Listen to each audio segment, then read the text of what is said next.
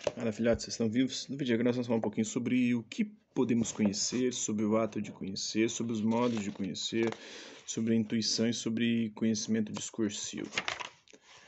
Bora lá? Então, aqui nós temos uma imagem, né? A relatividade, a gravura do artista holandês, o Escher, né? Observe na parte superior da gravura de Escher a representação de uma escada de duas pessoas que aparentemente se movem na mesma direção. De outra perspectiva, contudo, uma dessas pessoas parece descer e a outra subir os degraus. Logo abaixo, a parede ao lado da figura que carrega um embrulho sobre as costas é o solo da outra que se encontra sentada. Na parte inferior, alguém sobe, mas a porta que se abre à sua frente pertence ao espaço possível da outra figura que desce, equilibrando uma bandeja e uma garrafa. Ainda há outras figuras posicionadas de modo a inverter a percepção das direções horizontal e vertical. A primeira impressão diante de uma obra de Escher é de estranhamento, mas também de ludicidade, porque o artista brinca com a nossa percepção, o que nos faz pensar: será que tudo o que vejo é mesmo real? E se tudo for uma ilusão dos meus sentidos? Convivo com pessoas que pensam de modo tão diferente de mim, como se vivessem em outra realidade. O que é o real? Qual é a garantia de que a realidade não seja um sonho? Já tive certezas tão arraigadas, mas que se dissolveram com o tempo. Teria eu caído em alguma armadilha da percepção? E o que penso agora? Está mesmo certo? Quais são as garantias das minhas certezas? Então, fica esses questionamentos aí, né? Os principais objetivos desse capítulo, desse vídeo, são distinguir o conhecimento intuitivo, que é imediato, e o conhecimento discursivo, que é imediato, né? Que é mediante alguma coisa, é mediado por alguma coisa. O imediato é de forma direta, o imediato é que usa algo para chegar até a coisa. E caracterizar dogmatismo filosófico, identificar teorias sobre a verdade, sugerimos que ao longo do estudo os seguintes termos sejam destacados: a intuição, que é esse conhecimento direto, o conhecimento discursivo, que é através do discurso, ou seja, um conhecimento que você chega através do discurso, através da fala, da oralidade, da escrita, né? A verdade, dogmatismo filosófico, ceticismo e a teoria da correspondência. A imagem e relatividade, Maurits Escher retoma o tema de abertura da unidade. A realidade pode ser percebida por perspectivas, dependendo do contexto em que nos inserimos. Dependendo do contexto em que nos inserimos, obtemos enfoques diferentes dela. A nossa receptividade para o insólito, o novo, o desconhecido, até para o absurdo, pode ser enriquecedora, mesmo quando nos provoca estranheza. Então, tradicionalmente, costuma-se definir o conhecimento como o modo pelo qual o sujeito se apropria do objeto usando os sentidos e a inteligência. Podemos distinguir o ato e o produto do conhecimento. O ato do conhecimento diz respeito à relação que se estabelece entre o sujeito que o conhece e o objeto a ser conhecido. O objeto é algo fora da mente, mas é também a própria mente quando tem consciência de nossos afetos, desejos e ideias. O produto do conhecimento é o que resulta do ato de conhecer, ou seja, o conjunto de saberes acumulados e recebidos pela cultura, bem como os saberes que cada um de nós acrescenta à tradição, as crenças, os valores, as ciências, as religiões, as técnicas, as artes, a filosofia.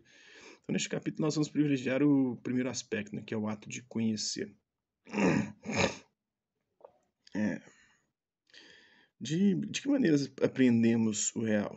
É comum dizer que o conhecimento é um ato da razão, né, por meio da qual encadeamos ideias e juízos para chegar a uma conclusão. De fato, essas etapas compõem o nosso raciocínio.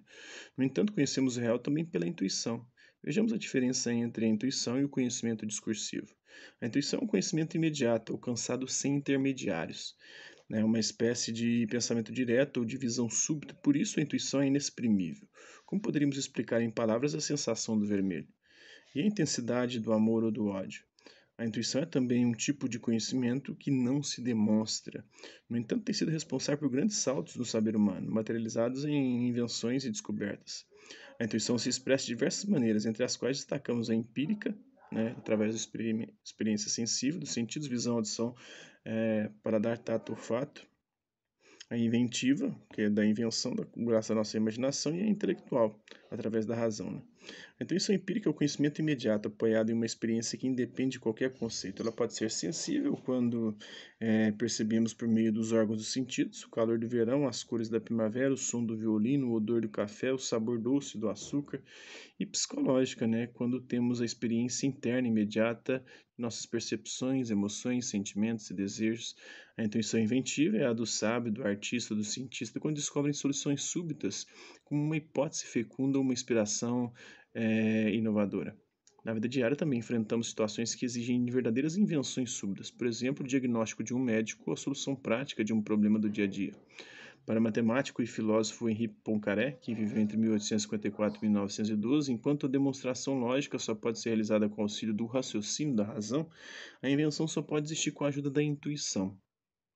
A intuição intelectual, que capta diretamente a essência do objeto. René Descartes, que viveu entre 1596 e 1650, quando chegou à consciência do cogito, do eu pensante, do penso logo existo, do cogito ergo sum, considerou tratar-se de uma primeira verdade que não podia ser provada, mas da qual não se podia duvidar. Cogito ergo sum, que significa penso logo existo, não é? Penso logo sou. Foi com base nessa intuição primeira, a existência do eu como ser pensante, que o filósofo construiu toda a sua teoria. Como se vê, a intuição é um conceito com inúmeros sentidos. Além dos já explicitados, alguns estudiosos da ética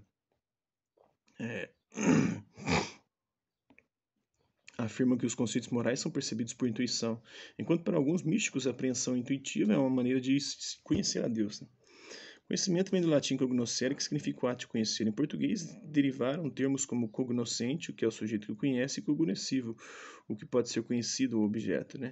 Intuição vem do latim intuitio, que é do verbo intoeor, que significa olhar atentamente, observar. Intuição é, portanto, uma visão, uma percepção sem conceito, sem conceituação. E discursivo, do latim discurso, literalmente a ação de correr para diversas partes, de tomar várias direções. Chamamos de conhecimento discursivo conhecimento mediato, isto é, aquele que se dá por intermediação, por intermédio de alguma coisa. Esse tipo, e geralmente discursivo é por intermédio da linguagem. Esse tipo de pensamento opera por etapas, por encadeamento de conceitos e ideias devidamente articulados em juízos e raciocínios, levando a demonstrações e conclusões.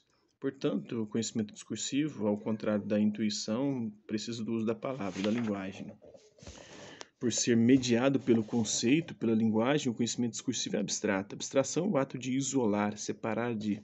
Abstraímos ao isolarmos um elemento que não se encontra separado na realidade. Vejamos alguns exemplos.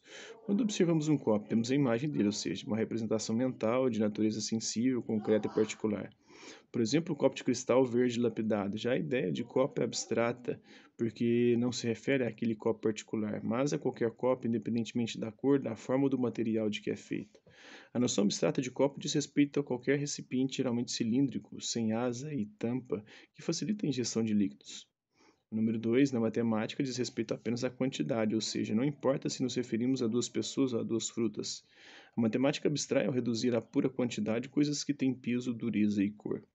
Em geral, as ciências baseiam-se em abstrações para estabelecer leis.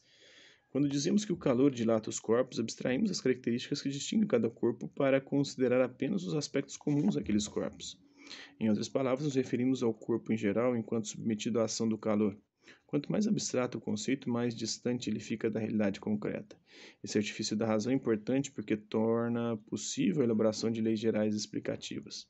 A razão enriquece o conhecimento por meio de noções abstratas que permitem a interpretação e a crítica da realidade ao afastar-se do vivido. Esse distanciamento, porém, como enfatizam alguns filósofos, ao mesmo tempo que oferece ganhos, pode representar um empobrecimento da experiência intuitiva que temos do mundo e de nós mesmos. Por isso, o conhecimento se dá pela relação contínua entre intuição, razão, vivência e teoria, entre concreto e abstrato. Então é isso aí, espero que vocês tenham gostado do vídeo. Quem curtiu, dá um like, não curtiu, um dislike. Hasta la vista, vives, até a próxima. Tem aqui, a pintura do René Magritte e objetos representados nessa tela foram criados de acordo com as noções abstratas que o artista tinha em mente. Reorganizadas com base na imaginação do pintor, essas noções provocam estranhamento ultrapassando a fronteira do que é real. Tem um copo gigante, um pente gigante, aquela brocha de barbear gigante também. As coisas tudo pequenas. Então é isso aí. Hasta la vista, bebês. Até a próxima.